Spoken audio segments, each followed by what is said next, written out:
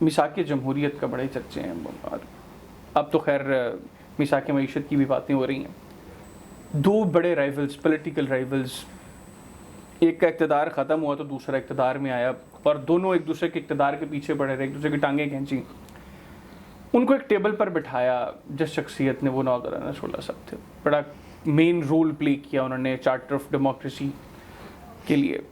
ساری زندگی خیر ان کی جمہوریت کے حوالے سے، ابھی بھی پاکستان میں اگر ہم چند لوگوں کو نام لیں ان کے جنہوں نے جمہوریت کے لیے کردار ادا کیا، تو یقینی طور پر نواب نصر اللہ صاحب کا نام سر فہرست ہوگا. آپ نے بھی اس سارے پروسیس کو قریب سے دیکھا ہے.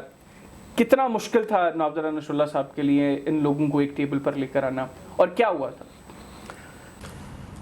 دیکھیں، نواز صاحب میں یہ خدا داد صلاحیتیں ہوتی ہیں انسان میں، ان میں تھیں کہ ٹیبل ٹاکس میں کنونسنگ پاور اللہ تعالیٰ نے انہیں عطا کی تھی.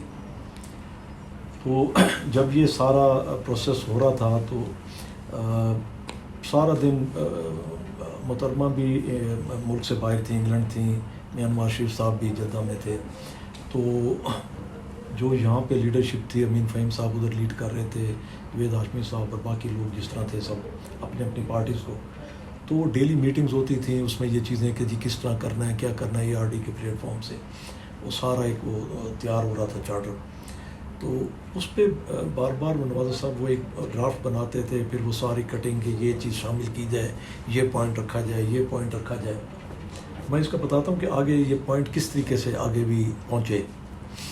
تو ان دا اینڈ جو تھا، جب نواز صاحب نے اسے فائنل کیا تو اس میں کچھ چیزیں ایسی تھیں کہ جب وہ فائنل ہوا تو جو میٹنگ تھی اس کے بعد نواز صاحب کو کچھ جو ان کے پرانے صحافی دوست تھے انہوں نے کہا کہ جی جو آپ کے سامنے تو بات نہیں کی سب نے، مگر کھانے کے ٹیبل پہ وہ یہ چیز بات کر رہے تھے اسے ڈسکس کہ جی یہ باتیں ہم لیڈرشپ سے کس طرح کریں گے. جو ایک دو پوائنٹ نواز صاحب نے سٹارٹ میں ڈالے ہیں وہ تھا کہ دونوں ایک دوسرے سے معافی مانگیں گے جو ایک دوسرے کے ساتھ زیادتیاں کی ہیں یا ایک دوسرے کے ساتھ وہ کارروائیاں، انتقامی کارروائیاں انہوں نے کی یا کسی نے پیچھے تھا جو بھی تھا، تو اس کی معذرت بھی اور وہ سارا، اور آئندہ کے لیے یہ کہ ہم کسی تالے آزما کے وہ اس کے اوپر نہیں اتریں. تو یہ دو تین چیزوں پہ تھا کہ جی ہم کس طرح.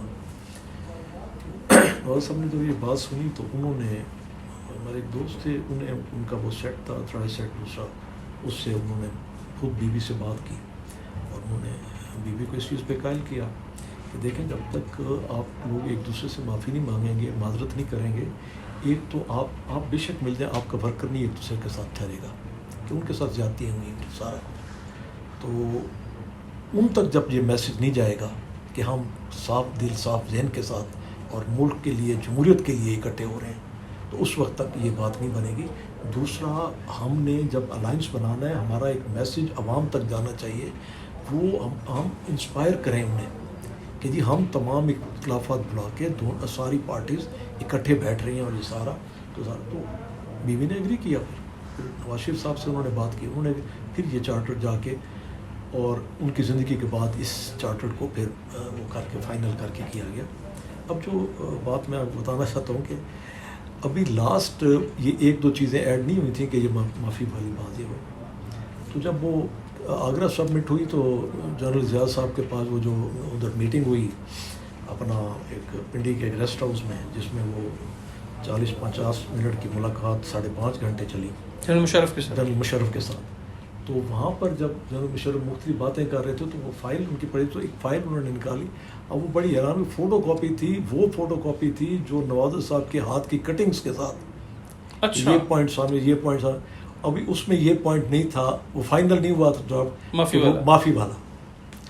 تو انہوں نے کہا کہ جی مجھے یہ سارا ہو رہا تھا، ایجنسیز تو کہہ رہی تھی کہ یہ سوال ہی پیدا نہیں ہوتا، یہ سب معافی مانگے. ہاں جی، یہ نہیں، اس میں معافی والی بات کہ یہ اکٹھے ہو. اچھا، اکٹھے ہو جائیں سارا.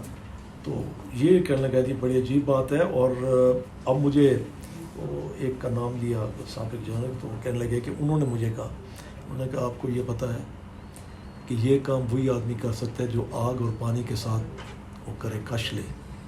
انہوں نے وہ چلم ہوتی ہے، اس میں آگ ہوتی ہے اور نیچے اس میں پانی ہوتا ہے، تو دونوں کو ملا کے وہ کش لیتے ہیں. تو یہ آگ اور پانی کو وہی اکٹھا بٹھا سکتے تھے اور یہ انہوں نے کر دیا ہے.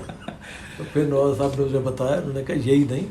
کہنے لگے یہ کب تک؟ انہوں نے کہا نہیں, دونوں نے ایک دوسرے سے معذرت کی اور آئندہ انہوں نے آپ کے پاس یہ ڈرافٹ پورا نہیں ہے. تو انہوں نے جب دیکھا نا ان کے ہاتھ کی کٹنگز وغیرہ کہ وہ فوٹو کاپی کو دیکھیں کہ کس طریقے سے جو ہے وہ پڑی تو ان کی ٹیبل پہ رہتی تھی ہر وقت,